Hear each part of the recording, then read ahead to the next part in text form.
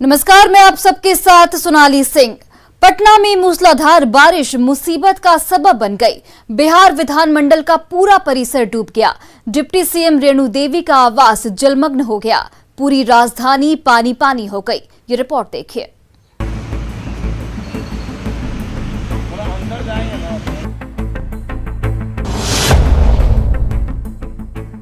ये राजधानी पटना की तस्वीरें हैं। आफत की बारिश से राजधानी पटना पानी पानी है। हर ओर हर इलाका जलमग्न है। मूसलाधार बारिश ने पटना नगर निगम की पोल खोल कर रख दी है। बारिश के बाद बेहाल पटना की ये 5 तस्वीरें देखिए। राजीव नगर, राजेंद्र नगर, कंकड़बाग, पाटलिपुत्र कॉलोनी, मीठापुर, चिरैया टाट पुल, करबिगेहा, गर्दनीबाग, सरिस्ताबाद, राजवंशी नगर जलमग्न हो गया। पुनाई चक के सरकारी आवासों में पानी घुस गया। बिहार विधानमंडल से लेकर डिप्टी सीएम का आवासीय परिसर सब पानी पानी हो गया।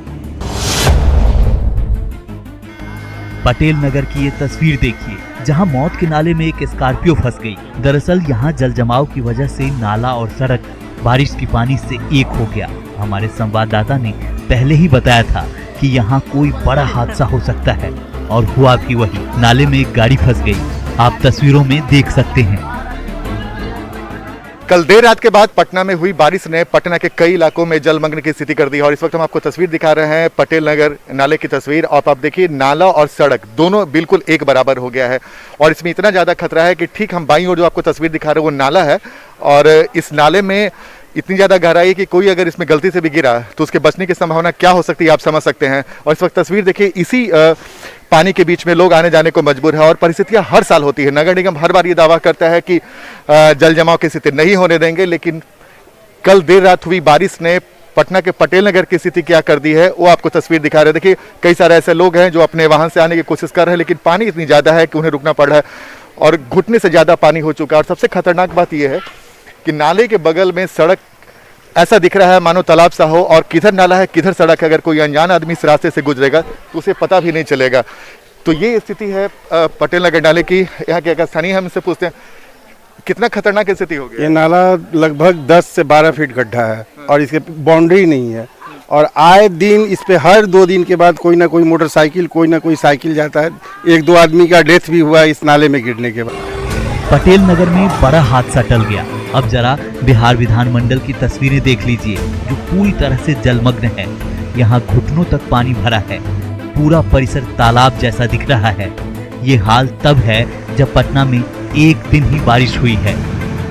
ये बिहार विधानमंडल की ये तस्वीर किस कदर यहाँ पर भीषण जल जमाव है। बिहार विधानसभा, बिहार विधान परिषद दोनों इसी कैंपस में है। और देखिए, चारों तरफ केवल आपको जल जमाव की तस्वीरें नजर आ रही हैं। वाकई में ये जो तस्वीर है ये कई सवाल खड़े करती है। बिहार विधानसभा और विधान परिषद में हमारे जनप्रतिनिधि आते हैं और कमोबेश हर रोज यहाँ काम होता है। यहाँ की जो तस्वीर है वो चारों तरफ देख लीजिए। राजधानी पटना में जल जमाव का दंश ये कैंपस भी झेल रहा है। और देखिए, जो लोग आ रहे हैं, जो कर्मी हैं, जो आने लगे हैं अब कार्यालय में, वो इसी तरीके से इस भीषण जल जमाव को झेलने को मजबूर दिख रहे हैं। और वाकई में ये तत्परता जो नगर निगम की होती है वो कहीं दिखती नहीं है तस्वीरों में। यहाँ पर खासकर ड्रेनेज सिस्टम कैसा बनाया गया है कि अगर बारिश हो जाए तो पूरा बिहार विधानमंडल जल जमाव में डूब जाएगा। तो पता नहीं किस तरीके से। और ये तस्वीर पहली बार नहीं है, कई बार यही तस्वीर हमने आपको दिखाई है। और सवाल यही उठता है कि नगर निगम कहाँ रहता है, उसकी चौकसी कहाँ रहती है। अगर इस तरह की तस्वीर बिहार विधानमंडल की होगी तो आप अंदाजा लगा लीजिए कि राजधानी पटना में जो दूसरे इलाके हैं वहां पर किस कदर जल जमाव की समस्या होगी। और वाकई में ये समस्या जो है ये इसका कोई निदान होता हुआ नहीं दिख पा रहा है। भले ही तमाम दावे कर लिए जा रहे हो हर स्तर पर, चाहे निगम के स्तर पर किए जाए, प्रशासन के स्तर पर किए जाए, या फिर सरकार के स्तर पर नगर विकास विभाग द्वारा किया जाए, लेकिन इन दावों की कलई जो है वह वाकई में इस तस्वीर को देखकर हम यही कह सकते हैं कि खुलती नजर आती है। इन दावों में कोई दम नहीं। ये बिहार की डिप्टी सीएम रेणु देवी का आवास है। पूरा परिसर जलमग्न है।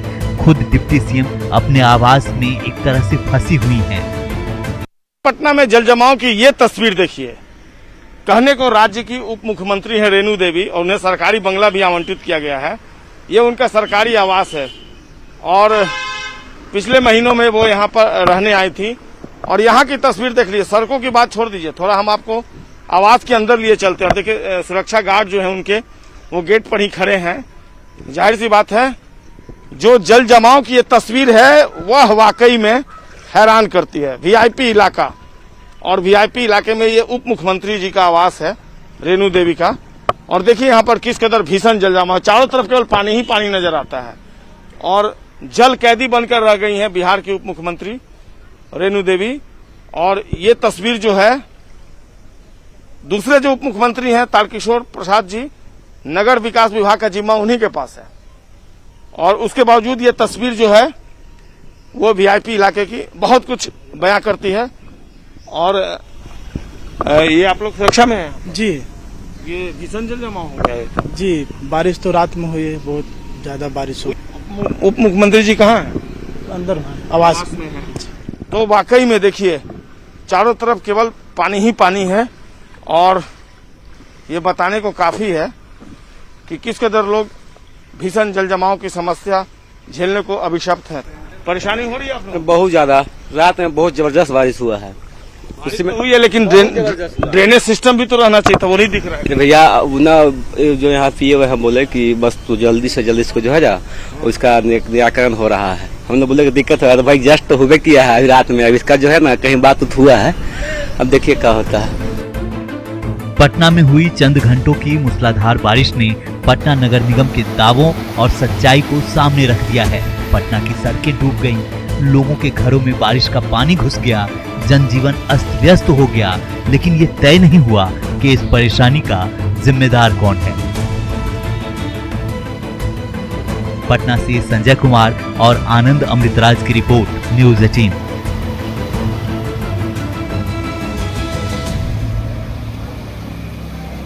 फिलहाल रुकते हैं एक छोटे से ब्रेक के लिए।